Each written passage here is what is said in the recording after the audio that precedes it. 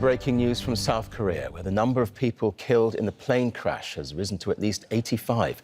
It must have been described as one of the country's worst aviation disasters. The jet was trying to land at Muan International Airport, which is located in the southwest. Emergency authorities say the Boeing 737 caught fire after veering off the runway and hitting a barrier. The Jeju Air flight was returning from Bangkok, carrying 175 passengers and 6 crew. The fire agency says 2 people have been pulled alive from the wreckage. All flights to and from the airport have been cancelled. Jeju Air has issued an apology for the crash. Let's get more on this now from our correspondent, Rob McBride, who's in Seoul for us. So, Rob, what's the latest you can tell us?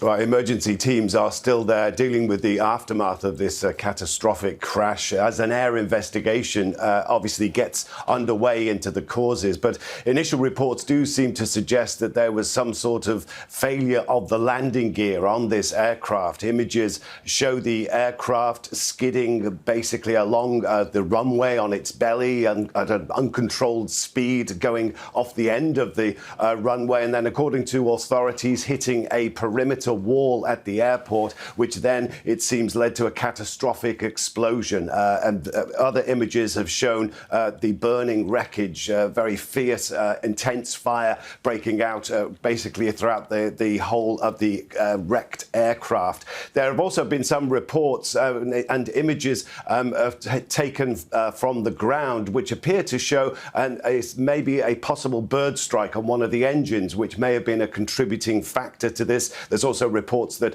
this had been the second attempt by the aircraft to make a landing. It had actually gone around. So there does seem to have been some ongoing issue with the aircraft, presumably with the landing gear, which then caused this crash landing to take place. The latest casualty figures we have now got is that 85 people are confirmed to have died. And so far, we're only hearing about 2 survivors from the wreckage. One is said to be a member of the cabin crew, a 33-year-old attendant by the name of Lee, the family name of Lee, and also one female passenger in her 20s. They are being taken to Mokpo, which is the nearest large city down in the southwest of South Korea, for treatment. But those are the only survivors so far that we are hearing about as the emergency teams deal with the aftermath of this crash. And Rob, what more can you tell us about the airline involved in this? Yeah, Jeju Air is a very well-known airline here in South Korea. It's the largest of the low-cost carriers, one of the first of these budget airlines. There's been a rapid expansion in the whole budget airline business here in South Korea, especially over the past couple of decades or so, with many more South Koreans taking vacations, especially to the more popular destinations around Asia. Thailand is one of the most popular of those locations. So this was a typical returning holiday flight. It had taken off at 1:30 in the morning local time from Bangkok. It's basically an overnight flight and was due to land back at Muan County Airport at about 8:30 in the morning. So this is a fairly small provincial airport down in the southwest of the country, but these would largely have been returning holidaymakers. And we do know from the passenger manifest that 173 of the passengers on board were South Koreans and 2 were Thai nationals. OK, Rob McBride, for now, thank you very much. Well, Todd Curtis is the CEO of airsafe.com, an aviation safety consultancy firm. He's also a former airline safety engineer for Boeing, the manufacturer of the aircraft that crashed. Well, he joins us from San Francisco now. Welcome to the programme. Obviously, an investigation is ongoing, but from what you've seen from the pictures, what do you think might have happened here?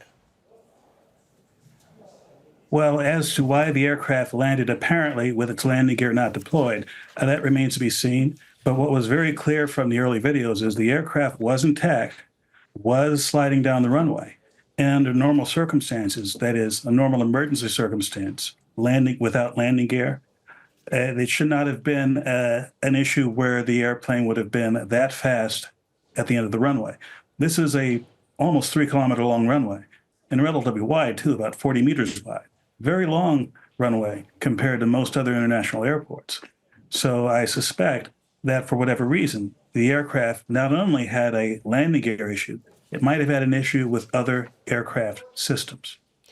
And what would be the procedures then that the pilots would have been trying to follow, assuming that they knew what the issue was?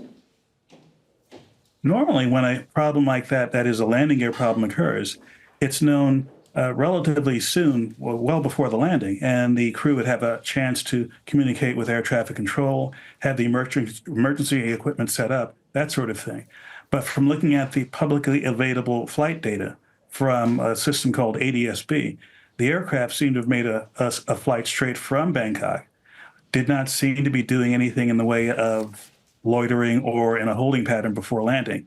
So it's unclear to me whether or not this was a problem that manifested itself very close to landing, or one where the crew had a lot of lead time to prepare for the landing. So at this stage then, what will investigators be focusing on in particular? Well, the immediate concern is, of course, survivability. That is, getting any survivors out of the area if possible. And beyond that, it will be a team of people, primarily led by the South Korean authorities, who would lead this investigation. And because it was a Boeing aircraft, a 800 series, which is the generation before the 737 MAX, there will be U.S. representatives involved from the NTSB, possibly even from Boeing, and they'll have to go through the wreckage and find evidence from the black boxes, from any survivors, from any what they call witness marks on the ground that could tell them where on the runway the aircraft sat down, how fast the aircraft was going. There was at least 2 or 3 video views of this, so that information will be part of the investigation as well. Absolutely. And does this throw up any issues for Boeing then, going forward, which has been embroiled in various issues lately? Well, primarily because of the issues ongoing for over 5 years now with the 737 MAX. Anytime any Boeing aircraft is involved in an incident or accident, there's a little extra scrutiny by the media and by the public at large. While I don't think this aircraft would have anything to do with the 737 MAX since it was from a previous generation, certainly when the investigation does start in earnest and they look at all the systems of the aircraft, there might be systems that are common to other generations of 737 aircraft. But that is several weeks, if not months in the future. For now, the information is rather vague, and outside of the video evidence, there's not much to go on. Todd Curtis, thanks very much indeed for joining us. Thank you for having me.